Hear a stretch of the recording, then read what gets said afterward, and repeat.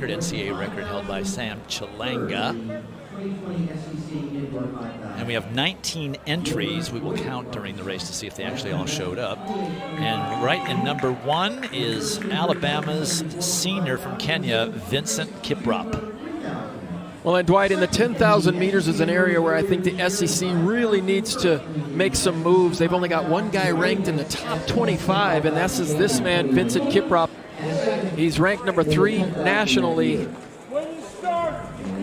He was 5th at the 2019 cross-country champs. He clocked 28:23 at the rally relays to get qualified for the NCAA meet, but it's just interesting how in some events, in the 400-meter hurdles, you know, the SEC dominates, but here in the 10,000, we haven't seen those great times, and I'll talk about that a little bit as we go. I got some insight from Chris Bucknam, but that, my friends, is a young man by the name of Matt Young. He's run 28:26, but not this season. Hasn't been under 29 minutes this season, but look for him to be a factor. We'll also see a host of other Arkansas athletes, Gilbert Boyd, Jacob McLeod, Luke Mead, expected to run well here. There's Boyd in the back row, next to the Kentucky tall figure there, Matthew Duvall, Jacob McLeod from Arkansas.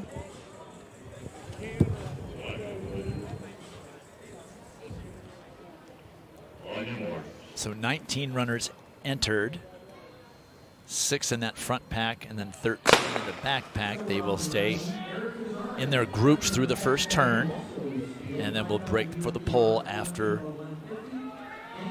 this first bend and into that first straightaway. 25 laps.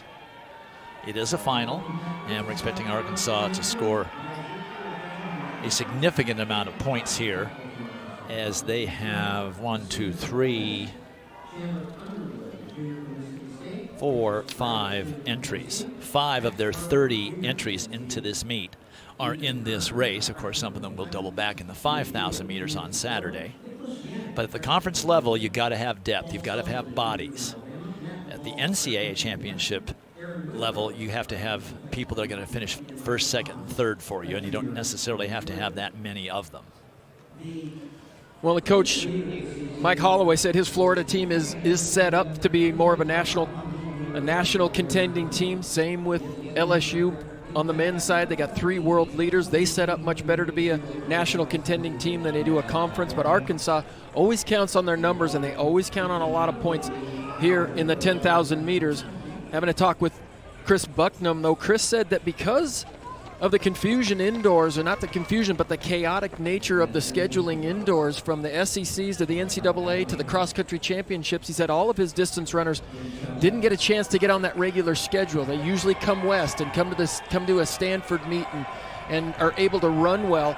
Some of the Arkansas women did come to the West Coast relays. They ran well in some of the longer distances, but Arkansas men, they didn't get an opportunity to go to some of those big meets, those distance classics, and get those great qualifying times. So they're having to get those qualifying times here at this meet. So the pace is rather slow. It was Aaron Withrow of Kentucky who was leading the first lap or so, but now Vincent Kiprop has taken over. And hopefully we'll see things start to speed up a bit, because you don't like to see these athletes all bunched up like that. They've got to have room to run, places to put their feet and other parts, and they'll start to squirt out into lanes 2 and 3 if they need to, in order to avoid getting tripped up and falling.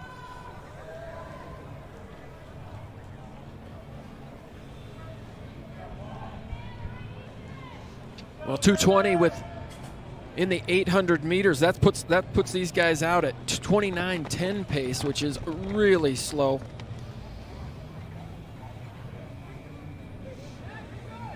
Arkansas coach Chris Bucknam said he wanted an honest pace.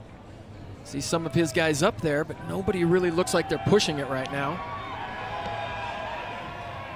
And you can see runners out into lane 2 and 3 just to stay out of trouble. Means they're running extra distance if they do that on the turns. But it beats finding yourself flat on your back or flat on your face. Yeah, it's a big track, but the lanes are narrow. as they come through. I'm surprised Arkansas guys, maybe don't bunch up a little bit more and work together out there and trade the front some. It's two Georgia athletes up front now. Michael Hans, the junior, and Nicholas Yannick, the freshman for Georgia. Not necessarily known for their men's distance runners in the past, but this is a conference in some transition. It really has started to become a conference that is good in middle distance, led by a great middle distance crew at Ole Miss. And you see runners at all the SEC schools starting to make a move with adding runners, especially on the women's side.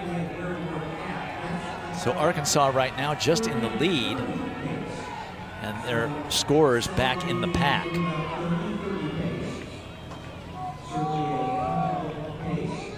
That's actually Paul Selden up front from Alabama, just a junior.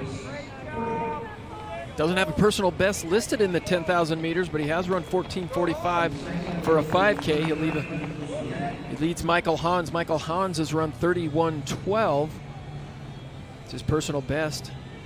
Clear back in 2019 at the SEC Championships. 39th in last year's cross-country championships.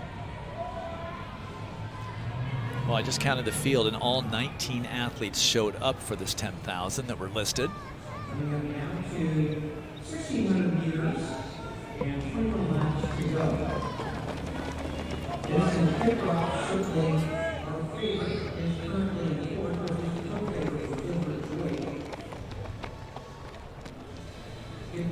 So you can see that things have picked up a little bit because the field has strung out almost a single file line. And most of these athletes are not used to going at that slower pace. So they're probably getting into a much more comfortable rhythm.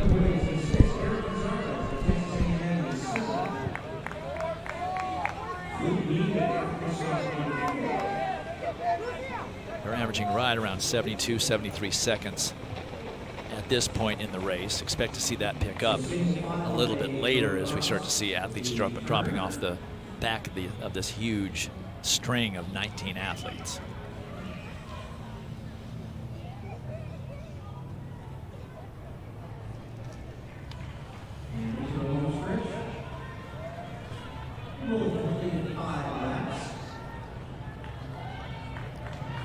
All right, with 20 laps remaining, Kiprop starting to make a move. We will step aside and be back with more of our coverage of this men's 10,000 meters from the SEC Championships. Of the SEC Championships, we're in the men's 10,000 meters with 18 laps remaining, and now there's been a bit of a break in that half the field has sort of separated itself away. Until just a moment ago, Vincent Kiprop of Alabama had been leading and really was responsible for breaking that pack in two, and now he's dropped back to fourth place, and we're back to a very sort of pedestrian pace. So we'll check back with this race in a few moments, but let's go. There are field events here, Dan O'Brien, in the javelins. Absolutely. Let's get started with an LSU Tiger, just a freshman. He was 7th place at the Texas Relay, 6th at 2019 U.S. Championships. This is Zuriel Pedego on his 3rd attempt.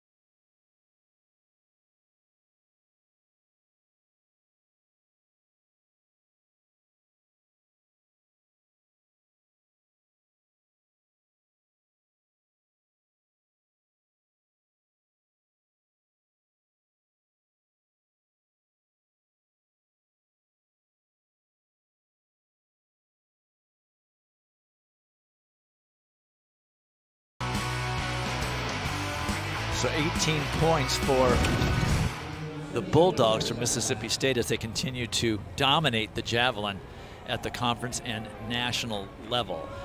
So we're coming around. We will have 16 laps remaining in this 10,000 meters.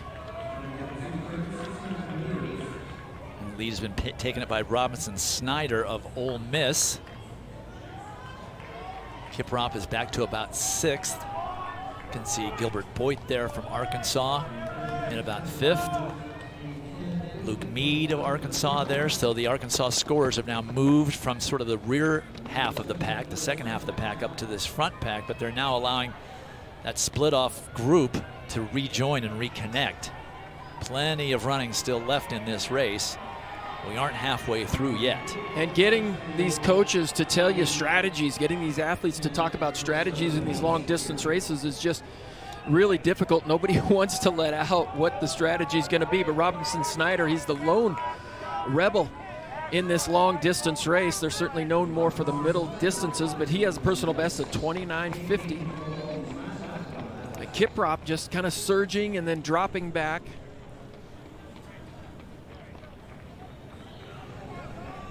And I would say that, you know, a lot of these front runners are the guys up front who you expect to finish in the top 5, top 6 are just going to be doubling back for the 5K and trying to save their energy, but surging and then dropping back and then surging and dropping back, that's not really an energy saver. Kiprop with 15 laps remaining has surged back into the lead. He's sort of yo-yoing this 19-man field. He'll throw in a 68 or 69 second lap. Luke Mead right there with him.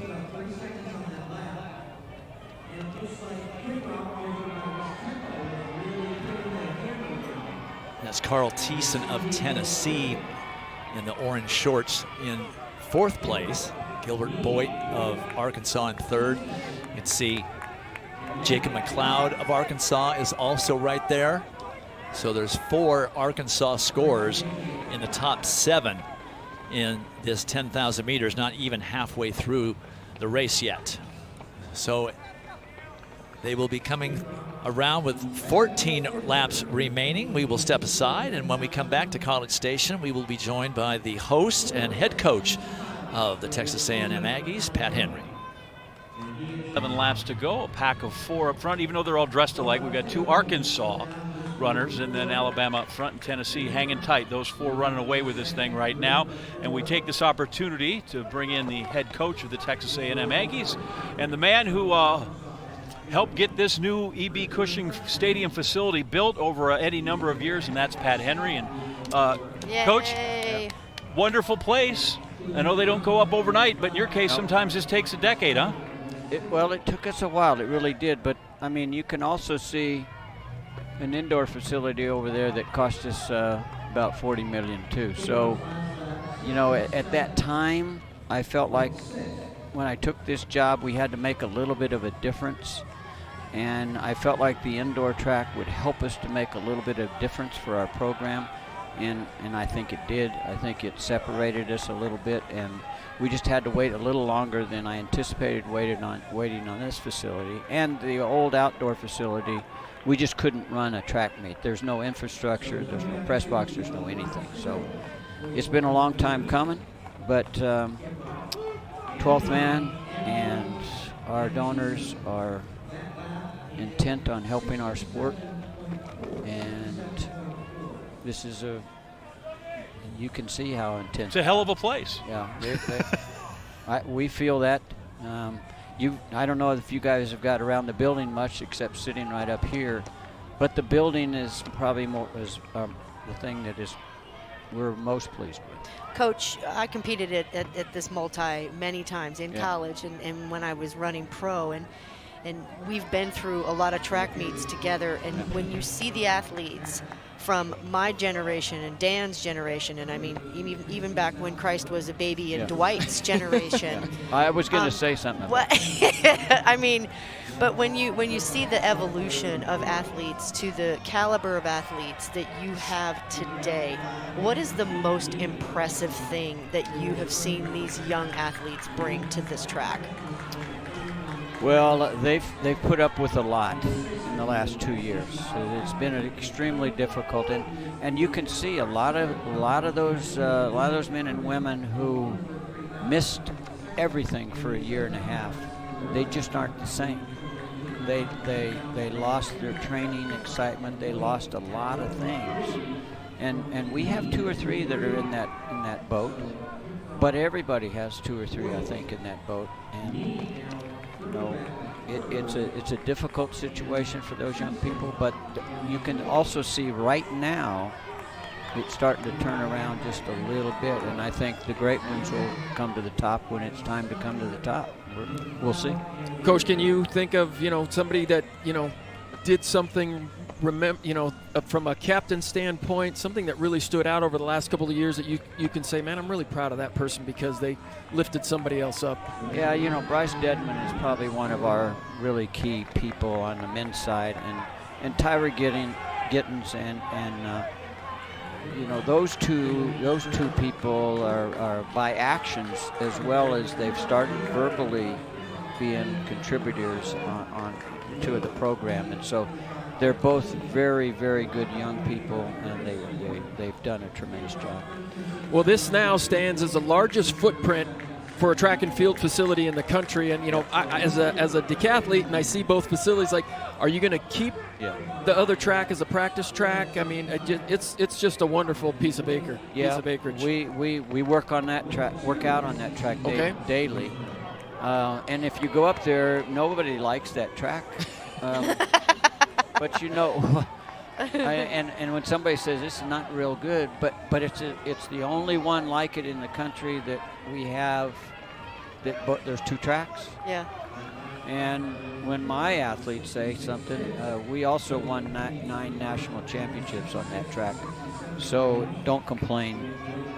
Go do what you're capable of doing. Those kind of tracks build grit. That's right. We've gotten awful Character. spoiled with the Mondo and all the. Yeah. Listen, I'm looking down. I see 4 pole vault runways on this infield, Coach. That's right. 4 pole vault runways. I don't think I've ever seen that in my life. Yeah, we felt like that the wind direction here dictated that we could do that. We tell a lot of people, we have nights like this. It doesn't get much nicer than this. But these nights always seem to occur on Thursdays and Fridays. They never happen on the day we got to have a track meet. Yeah, you've had some washouts here when you finally got the weather out. I've had to didn't want cancel. cooperate. Yeah, this is my 48th year, and I've had to cancel 2 track meets in the last year and a half here that I've never ever canceled a track meet. So weather's been a tough deal for us. You guys got a 10 going on. Yeah, and it's now a 2-man race, actually. Vincent Kiprop of Alabama is leading Gilbert Boyd, and Boyd is very happy to just go ahead and let him do that, as they're just about to lap your guy. No. In the 10,000. My guy doesn't wear orange. Well, he's about to be lapped right there. Oh, okay. Yeah, he is. He goes, oh, yeah. My eyes are out. And we're coming up with 7 laps remaining. We've seen this movie before. Kiprop, it looks like he's going to get hunted down, and he just finds another gear somehow. The only nationally ranked in the top 10 distance runner from the top 25 in the distances from the SEC. And now he's got a little separation going over Gilbert Boyd. He just keeps cranking away, just grinds everybody down. But there's a lot of Arkansas points still up in scoring position in this 10,000 meters. You just can't see them because these 2 guys have broken away. Well, that was a really nice move. Excuse me. That was a really nice move by Kiprop as well, because he took a 2-meter lead, and over a period of 70 meters, he made it 10. And that's the way you make a move in a race like this, to just assert yourself with dominance and see if the other guy can catch you. Put the hammer down on this one right now, and we'll see if he can take it through the last 6 laps as he goes back. Coach, before we let you go, we talked about you've got 4 pole vault pits and all this other thing. The other thing that's unique here is you've got the sprint runway in the middle of the infield. Yeah. Tell me why I have the sprint runway in the middle of the infield. Well, I was the coach at LSU, and we built the track just like this at LSU. I copied. Although this turn is much wider. This is a new IAAF certified 1 track, so the turn is a little bit wider here. But I think for people watching the meet, I think you can see that straight away better. And we got to do things in track and field that get people involved. Amen. And when we stop doing that, we're in trouble. And so I think it's great for people to watch. It's great for the hurdlers. It's great separation. You can do some accelerations out there if we have certain track meets that you do before you get on the oval. We can use it for a lot of different things. Coach, you have always been that advocate. You have advocated for the growth of this sport, the growing of these athletes. And as a former athlete that competed when you were still coaching here, we applaud you for that because this sport needs that. So thank you. Well, thank you guys. You know, we've got to put people in the stands. We can't just think that we can operate different than every other sport in the NCAA. We got to be a team sport. We cannot be an individual sport anymore. No one cares. Nobody cares. We got to be on TV, and we got to be a team sport, and it has to be a team sport. Well, question is, when do you host the U.S. Championships? When do you host the U.S. Olympic Trials? Well, we've put in for some things. Okay. We host the NCAA West Regionals in 2 weeks, so that's a big meet coming here. We've got a great cross-country course. We're going to host the U.S. Juniors out there as well. So we're trying. I think this meet will help us because people will understand what we have now, and people are here, and this is the track world that is here. The SEC is the track world, and so the people are seeing what's going on. We're going to let you go coach your team tonight and the next 2 days. I will say this. I ventured down to your office, and I saw your wife, and I said, well, now that this is built, how do we feel? Is maybe retirement on the horizon? And she pointed all the trophies, said, you want to pack those up? So I guess you're staying for a while. There's a lot of stuff in that office right now. So well, we appreciate it, and good luck to you. Thanks, Thank Coach. you. I drove to work this morning, and the guy was saying, if you're 70 to 75, 65% of you guys are retired. So if you're listening to this and you're driving to work, what's wrong with you? You're a track coach. Between the building that you pointed out, the indoor facility, and this one, you leave quite a legacy here at Texas A&M. Thanks, Coach. Appreciate it. Thank you, Coach. Thank you. All right, back to the race, and it's just a lead that continues to grow. Vincent Kiprop of Alabama, the number 3 ranked nationally 10,000-meter runner from the SEC, just keeps grinding away and has lengthened his lead to something more in the neighborhood of about 50, maybe 60 meters over second place Gilbert Boyd of Arkansas. But there will be Arkansas points scored in this 10,000. They brought 30 athletes to this meet, and you will see them dotted throughout the distances. But it is Vincent Kiprop with now 3 laps remaining.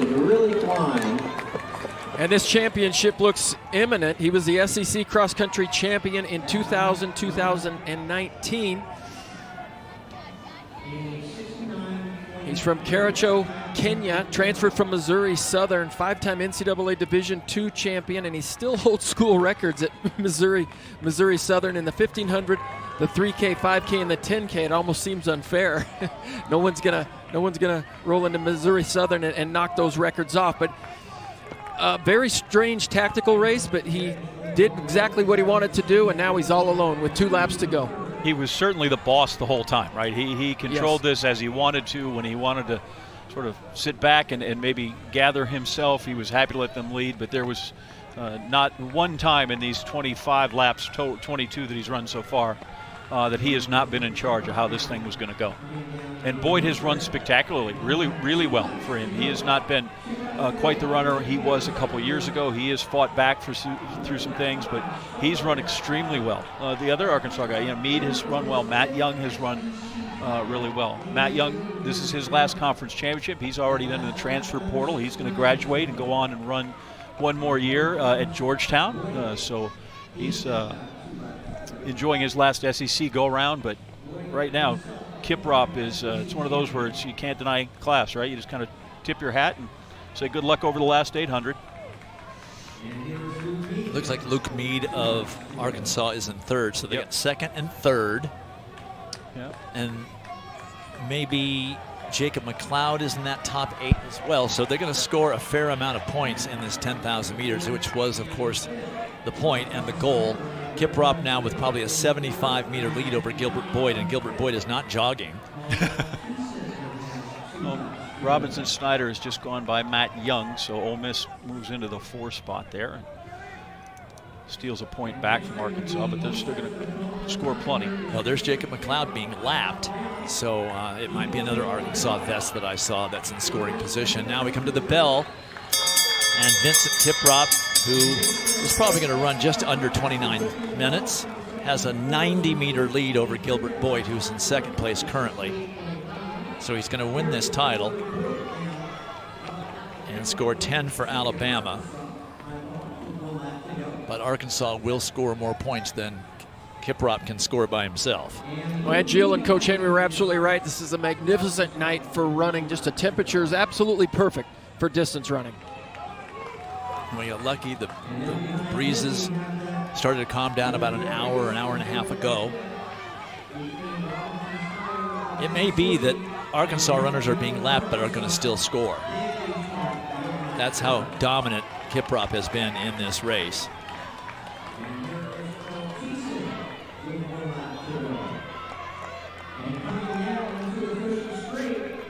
He just lapped Miles Richter. I don't know that Richter's in scoring position, but he's not far out of scoring position. That's just how far ahead Kiprop is. He gives us a little extra sprint here on the final straightaway. He's going to just run around 28:55 for the distance.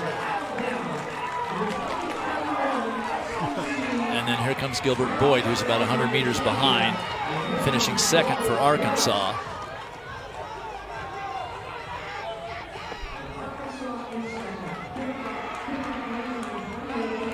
And I know that Kiprop has lapped a couple of people twice. Here's Luke Mead finishing third for Arkansas.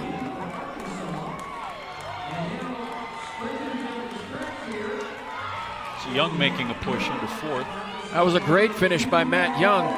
Came from way back to just put the blasters on with about 200 meters to go over Robinson Snyder. Snyder had a good run as well. Thiessen is going to finish 5th for Tennessee. So Arkansas is going to go 2, 3, 4. 7, 8. Well, there he is, the man of the hour, Vincent Kiprop, the winner once again. Smile and face belongs to Vincent Kiprop. That guy looks a little too fresh to have just run 10,000 meters, but adding this to the many conference accolades he has here in the SEC, won the 5 and 10 back in 2018.